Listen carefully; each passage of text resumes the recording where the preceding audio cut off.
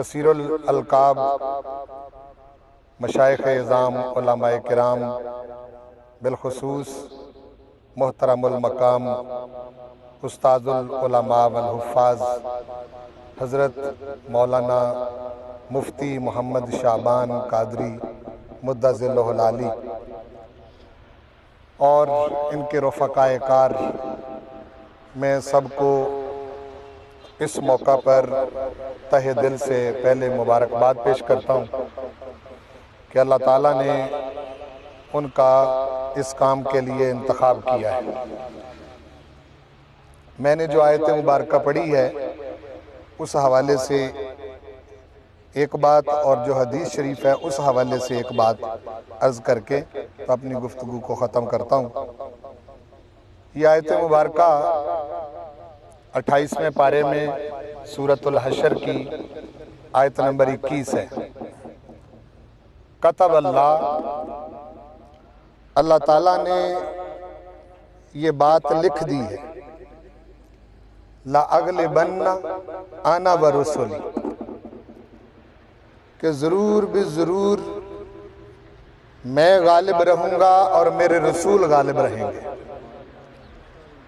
ان اللہ قوی عزیز، اور آگے اپنی دو صفتوں کا ذکر فرمایا کہ بے شک اللہ قوی بھی ہے اور عزیز بھی ہے۔ اس آیت مبارکہ میں اللہ تعالیٰ نے ایک فیصلہ سنایا ہے۔ حالات بعض اوقات کیسے ہو جاتے ہیں، جس طرح آج پاکستان میں لوگ ان حالات سے بیت رہے ہیں اور گزر رہے ہیں۔ بعض اوقات لوگ ارد گرد سے چمگوئیاں باتیں شروع ہو جاتی ہیں، بس یہ حالات بڑے خراب ہو گئے، ختم ہو گیا سلسلہ، اب دین کا کام کون کرے گا، کس طرح سے ہوگا، یہ کیسے ہوگا۔ یہ فیصلہ تو رب ذوالجلال والاکرام نے سورۃ الحشر کی اس آیت میں پہلے سے لکھ دیا ہے۔ فرمایا کہ حالات کیسے بھی ہوں، کیسی بھی صورتحال ہو جائے، میں نے یہ بات لکھ رکھی ہے کہ غالب میں رہوں گا اور میرے رسول غالب رہیں گے۔ یعنی حالات و واقعات کو نہ دیکھا جائے، یہ آیت ہمیں مایوسی سے نکالتی ہے۔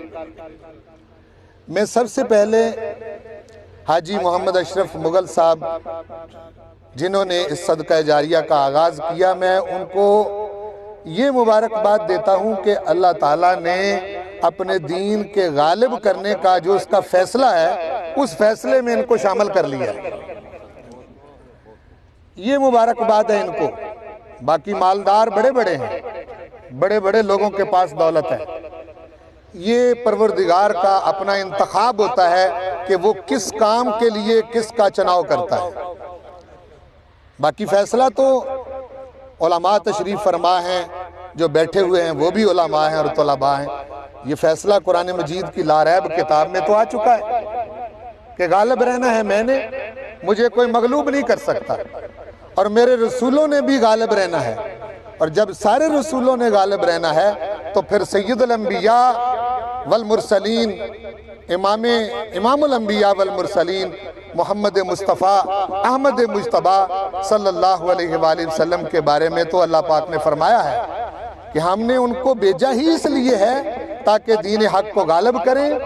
جو لوگ اپنی پھونکوں کے ساتھ اس چراغ کو بجھانا جاتے ہیں، ان کو ہم ناکام کریں گے، اور غالب میں رہوں گا اور میرے محبوب رہیں گے۔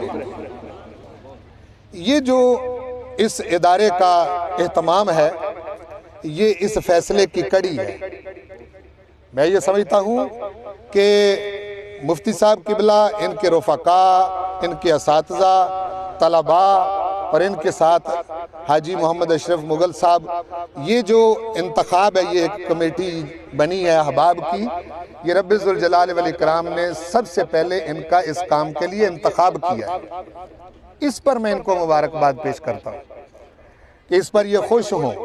باقی ناگزیر کوئی نہیں دنیا میں، نہ میں ہوں، نہ مفتی صاحب ہیں، نہ کوئی حضرت صاحب، نہ کوئی پیر صاحب۔ یہ اس مالک کا کرم ہے کہ وہ کسی کو اپنی نوکری پر لگا لے، ناگزیر کوئی نہیں۔ میں ایک سائیکل لینے کا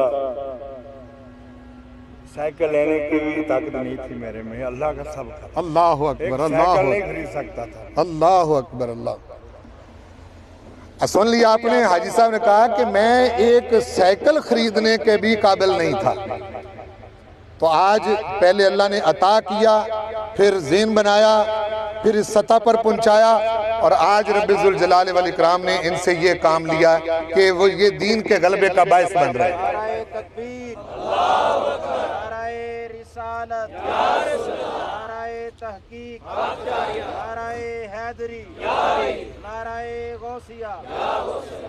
میرے سمیت سب لوگوں کو یہ بات سمجھ لینا چاہیے کہ ہم اگر اس کے دین کا کام نہیں کریں گے تو یہ رکے گا نہیں، ایسا کبھی نہیں ہوگا کہ یہ رک جائے، یہ چلتا رہے گا۔ رب ذوالجلال والاکرام نے ایک جگہ فیصلہ فرمایا ہے ایمان والوں کو مخاطب کر کے، اس میں سبھی شامل ہیں۔ یا ایھا الذین آمنوا من یرتد منکم عن دینہ فسوف یأتی اللہ بقوم یحبهم ویحبونہ اذلۃ علی المؤمنین اعزۃ علی الکافرین یجاہدون فی سبیل اللہ ولا یخافون لومۃ لائم ذالک فضل اللہ یؤتیہ من یشاء۔ اے ایمان والو، تم میں سے اگر کوئی دین اسلام سے پھرنا چاہتا تو پھر جائے، اس کی ہمیں کوئی پرواہ نہیں۔ ہم ایسے لوگ لے آئیں گے جو ہم سے محبت کرتے ہوں گے، ہم ان سے محبت کرتے ہوں گے، تو ہمیں اس پر خوش ہونا چاہیے۔ کوئی بڑا آدمی، کھاتا پیتا آدمی کوئی دکان بنا لے، کوئی کاروبار شروع کر لے، تو وہ نااہل اور نالائق ملازم نہیں رکھتا۔ ہاں جی، کوئی آدمی اگر کوئی بڑا کام شروع کر لے تو وہ نالائق اور نااہل ملازم نہیں رکھتا کہ کہیں کاروبار خراب نہ ہو جائے۔ ہمیں معلوم ہے، ہم اچھی طرح جانتے ہیں کہ ہم اس اہل نہیں ہیں، لیکن اللہ اور اس کے رسول کا کرم ہے کہ رب ذوالجلال والاکرام نے اپنی نوکری پر لگا رکھا ہے، اس کے سوا کچھ نہیں۔ ہم اس کی بارگاہ میں سجدہ شکر ادا کرتے ہیں اس موقع پر، اور اس علاقے میں خاص طور پر۔ نہ کبھی مفتی صاحب قبلہ نے سوچا تھا، نہ ان بچوں نے کبھی سوچا تھا، نہ احباب نے کبھی سوچا تھا کہ اس جگہ پر دین کا ایک بہت بڑا مرکز قائم ہوگا۔ یہ اس کے اپنے فیصلے ہیں، وہ کس طرح سے کام لیتا ہے۔ دوسری بات حدیث پاک کے حوالے سے کہ جس نے مسجد بنائی، اللہ تعالیٰ اس کے لیے جنت میں ایک گھر بنا دیتا ہے۔ آپ غور فرمائیں کہ جتنے بندے مسجد میں حصہ ڈالتے ہیں وہ سب کے لیے جنت میں گھر بنائے گا یا بنا دیتا ہے، علیحدہ علیحدہ، وہ بھی گھر اور وہ بھی جنت میں۔ اگر 100 بندہ حصہ ڈالے گا تو 100 گھر ہوں گے، 1000 بندہ اس میں شرکت کرے گا تو 1000 گھر ہوں گے۔ تو جس نے 1000 گھر جنت میں بنانے ہیں ان لوگوں کے لیے، کیا وہ اتنی طاقت نہیں رکھتا کہ وہ زمین کے اوپر اپنی ایک مسجد خود بنا دے؟ کیوں جی؟ کیا وہ اتنی طاقت رکھتا ہے نا جی؟ اس نے 1000 گھر جو آپ کے لیے جنت میں بنانے ہیں، تو اس نے وہ ہے بھی ان اللہ علی کل شیء قدیر، قوی بھی ہے، عزیز بھی ہے، مالک ہے، ہر چیز پر قدرت رکھتا ہے۔ وہ خود ہی زمین پر ایک مسجد بنا دے، اتنے زیادہ جو گھر ان کے لیے بنانے۔ یہ فیصلہ اپنے محبوب کی زبان سے اس لیے کروایا کہ میں تمہاری مسجدوں کے بنانے کا محتاج نہیں، یعنی میں محتاج نہیں ہوں کہ تم بناؤ، یہ تو میں تم سے بنوا کے تمہیں زیادہ نوازنا چاہتا ہوں، تمہارے ہاتھوں سے بنوا کے تمہیں نوازنا چاہتا ہوں۔ اس سلسلے میں بھی یہ خوش نصیب ہے۔ مجھے بڑی خوشی ہے، اگر مجھے پہلے علم ہوتا تو میں آج کی تقریب کا سارا انتظام میں خود کرتا۔ مجھے صرف 10 منٹ پہلے پتہ چلا ہے کہ یہ تقریب ہے، تو ورنہ یہ میرے ذمہ بھی تھا۔ حضرت میرے پاس تشریف لا رہے ہیں، میں یہاں قریب ہوں، انشاءاللہ العزیز ہم اس ادارے کے لیے جو کچھ ہم سے بن سکا انشاءاللہ العزیز ہم اس میں کمی نہیں چھوڑیں گے، اور انشاءاللہ یہ بہت بڑا مرکز بنے گا۔